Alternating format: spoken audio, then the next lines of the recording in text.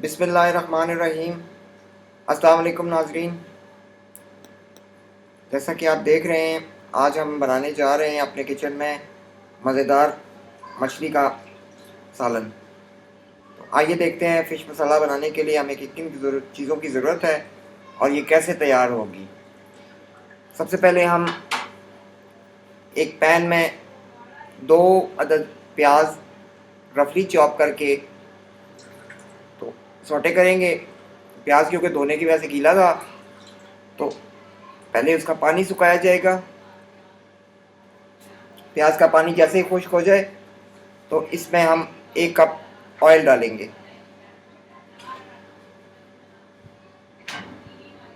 Oil کوشش کریں کہ اس میں بہت زیادہ نہ ڈالیں۔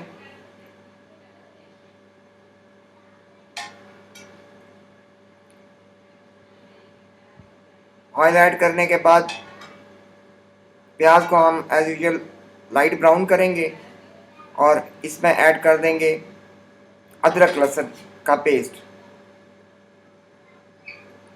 ادرک لہسن کو پکائیں گے اور ساتھ ہی ہم اسی وقت ایڈ کر دیں گے تھوڑا سا پانی، تاکہ پیاز جو ہمارا گولڈن براؤن ہو چکا ہوا ہے وہ مزید نہ پکے، کیونکہ پیاز کا رنگ اگر زیادہ گہرا ہو جائے تو سالن اچھا نہیں لگتا۔ سالن کی لک جو ہے وہ کسی بھی سالن کی، کسی بھی ہانڈی کی لک جو ہے وہ پیاز اگر زیادہ کوک ہو جائے تو اچھی نہیں لگتی۔ لہسن اور پیاز پک جائیں تو ہم اس میں ٹماٹر ایڈ کر دیں گے۔ 2 رفلی چاپ ٹماٹر ہم نے ایڈ کیے ہیں اور ساتھ تھوڑا سا پانی کا چھینٹا لگا دیا ہے تاکہ ٹماٹر جلدی سے نرم ہو جائیں۔ آپ چاہیں تو اس مقام پر بھی نمک بھی ایڈ کر سکتے ہیں۔ نمک ایڈ کرنے سے یہ ہے کہ ٹماٹر جو ہیں وہ جلدی گل جاتے ہیں۔ ہم ٹماٹر گلنے کا انتظار کریں گے۔ جیسے ہی ٹماٹر گل کے تیار ہوں، گریوی آپ کی ساری ایون ہو جائے تو اس میں ہم مسالے ایڈ کریں گے۔ مسالے میں آپ کو بتا دوں، آگے ریسیپی کارڈ میں بھی آپ کو نظر آ جائیں گے۔ ایز یوزول حسب ذائقہ نمک، 2 چمچ سرخ مرچ، 1 چھوٹی چمچ ہلدی کی،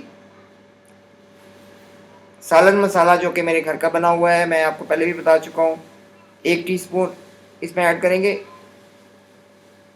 اس کے بعد کسوری میتھی ہم اس میں 2 ایڈ کریں گے اور ثابت گرم مسالہ 2 چمچ ایڈ کریں گے، جس میں 8 سے 10 دانے کالی مرچ کے اور 4 سے 5 لونگ کے دانے ہوں گے۔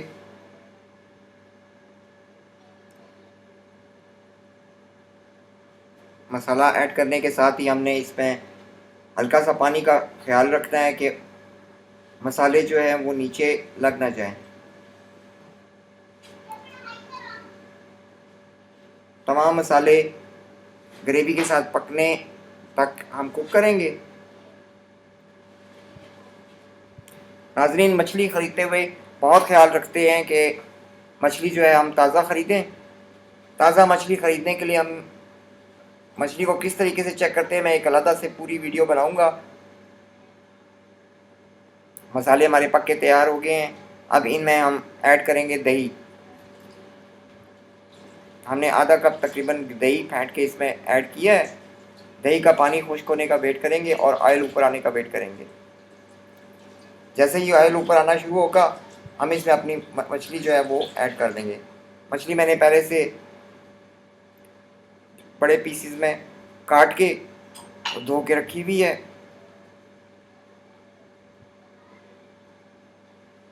گلے کی خرابی اس کی وجہ سے بہت زیادہ پرابلم ہو رہی ہے آپ لوگوں سے بات کرنے میں۔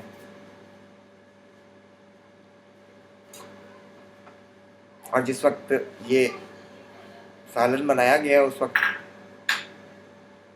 بچوں کا اتنا شور تھا کہ مجھے مجبوراً جو ہے پیچھے سے آڈیو میوٹ کرنی پڑی ہے۔ دیکھیں آپ، ماشاءاللہ گریوی بہت اچھے طریقے سے تیار ہو چکی ہے اور اب ہم اس مقام پہ تھوڑا سا پانی ایڈ کریں گے تاکہ گریوی ایون ہو جائے اور مچھلی کو ہم ایڈ کر سکیں۔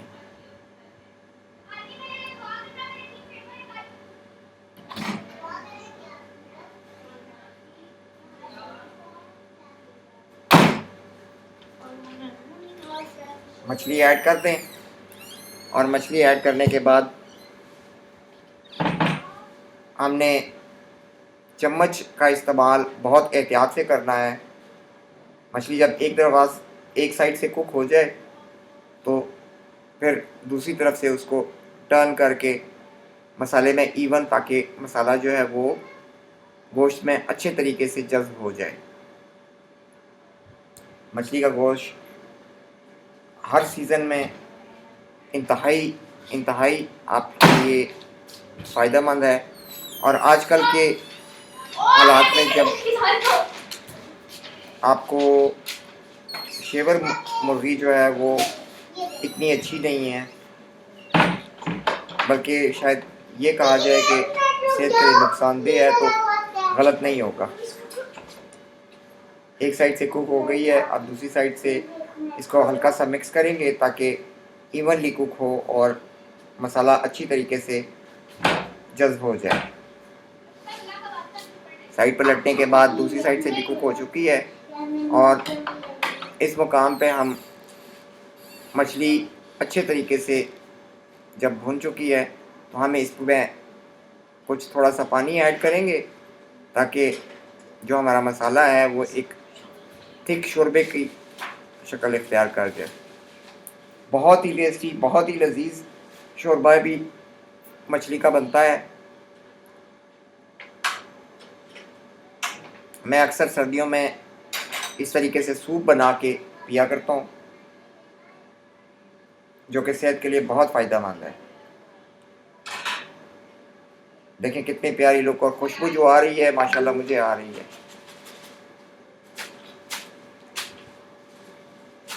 یہاں پہ ہم 3 سے 4 ہری مرچیں ٹیسٹ کو انہینس کرنے کے لیے ایڈ کریں گے،